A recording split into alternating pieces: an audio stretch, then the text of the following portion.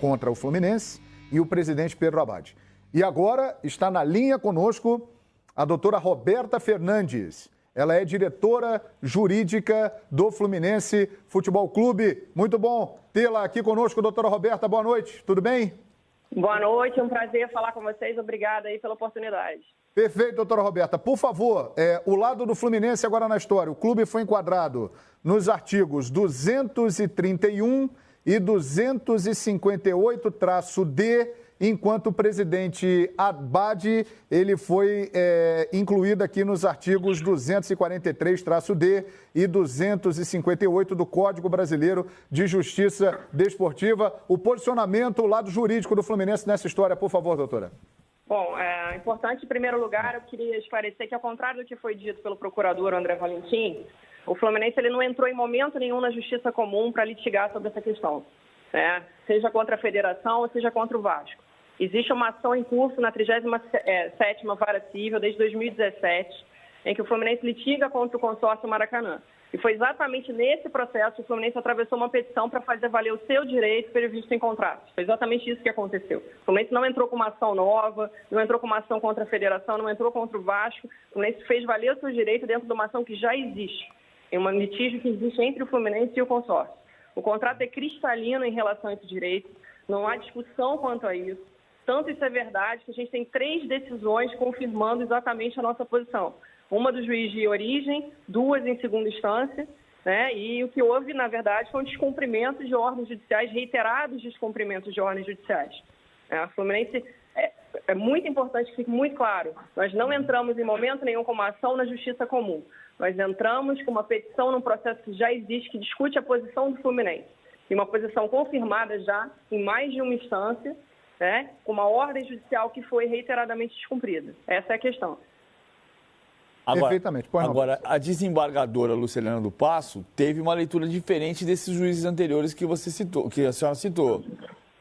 Porque ela ainda que tenha todo o histórico anterior, na liminar que ela concede e que ela pede o estádio fechado, ela entende que a premissa do contrato é que o Fluminense é dono do setor sul quando for mandante.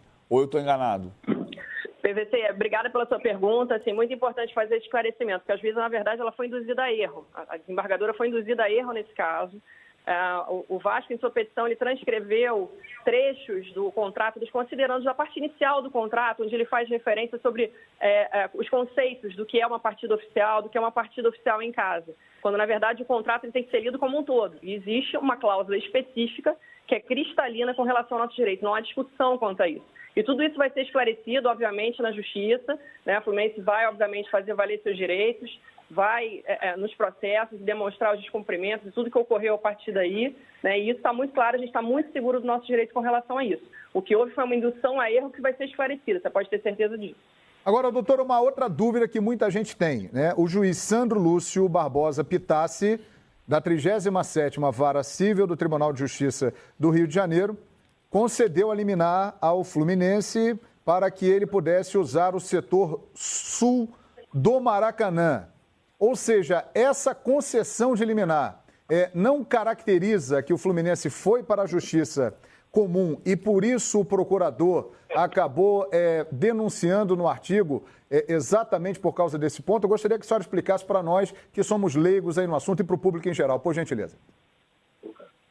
Absolutamente não. O nosso entendimento é muito claro, são questões extremamente distintas. O Fluminense não entrou com uma ação na Justiça Comum, o Fluminense não tomou nenhuma medida contra a Federação, contra a Vasco em momento nenhum. Foi o Vasco que, na verdade, entrou no processo, atravessou uma petição no processo, tentando mudar essa decisão e não conseguiu. Na verdade, não há nenhum descumprimento de regra. Eu não vou aqui adiantar a tese, eu não vou aqui entrar no mérito da justiça desportiva. Eu vim fazer uma série de esclarecimentos aqui iniciais, né? Inclusive que a medida que foi pedida ao presidente do TJD, Dr. Marcelo Jucá, né, já houve um deferimento daquele pedido de suspensão liminar que foi feito, até para atualizar vocês.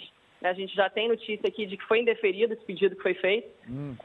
E, assim, a gente está muito seguro dessa posição. A gente, obviamente, vai se defender de todas as formas.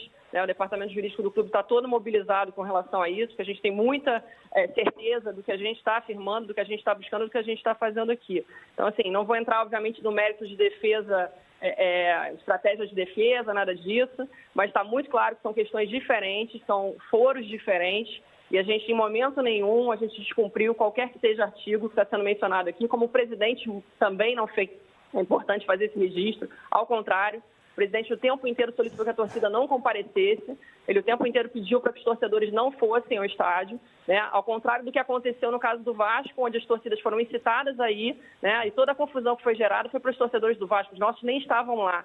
Então, assim, a gente procurou o tempo todo resguardar os torcedores, tentar evitar que algo de muito ruim acontecesse. A gente tinha informação de que havia torcedores do Fluminense que haviam conseguido comprar ingressos no lado sul. A gente temia pela vida e pela integridade física dessas pessoas também.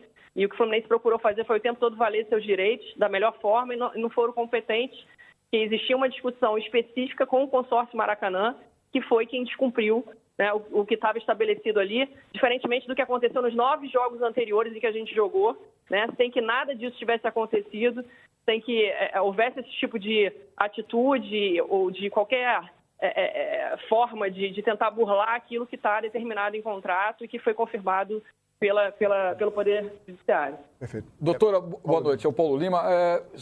Como é que a senhora avalia, por exemplo, a senhora falou que a desembargadora ela foi induzida ao erro, né? Como é que a senhora avalia essa contraordem que foi dada pelo plantonista, a expressão pode não ser juridicamente correta, do GCRIM, que mandou abrir os portões? Qual é a justiça que vale? Aonde que está o erro ali, se há que houve erro? Bom, aí, sendo muito franca com você, a gente não teve acesso a essa decisão ainda não consta do processo, a gente não sabe exatamente em que termos ela foi dada, de que forma foi feita, a informação que eu tenho ela ainda é extraoficial, eu não tenho como te afirmar exatamente o que está redigido ali e como isso vai ser conduzido na frente, porque isso é uma discussão, né, nesse processo da 37ª, que obviamente vai estar sujeito a todas as explicações e as comprovações que nós temos a respeito, né? O que eu posso te dizer é que o fato de haver essa decisão, ele obviamente está relacionado ao fato de que foi fomentada essa ida dos torcedores, essa confusão toda que foi gerada do lado de fora, sendo que já havia uma determinação que era de conhecimento do Vasco muito anterior, de que o jogo seria de portas fechadas. Isso foi reiterado ao longo do dia, isso foi reafirmado, eles tentaram a medida, eles não conseguiram a medida e mesmo assim continuaram vendendo, incitando as pessoas a irem, vendendo ingressos. Então era óbvio que se criou uma situação que outra solução acabou não tendo, a não ser essa decisão, que eu não tive acesso a ela, não posso comentar essa decisão, não sei em que base ela foi tomada, volto a dizer, mas se criou uma situação que acabou gerando esse caos, né, que as imagens mostram e que a gente gostaria de toda forma de ter podido evitar, né, se as ordens e as decisões judiciais tivessem sido cumpridas como nós cumprimos. Perfeito. Doutora Roberta, para terminar aqui o assunto e agradecendo muito a sua presença, já que ouvimos o procurador que apresentou a denúncia e agora estamos ouvindo o lado jurídico do Fluminense. A senhora disse aí algumas vezes, a desembargadora foi induzida ao erro. Por quem? Pela petição do Vasco da Gama, que omitiu uma informação relevante, que é a cláusula. Se ele teve acesso ao contrato, e tanto que ele transcreve trechos do contrato, ele tinha que também ter colocado, na minha opinião, a cláusula que trata da questão do lado do Fluminense, posicionamento do Fluminense.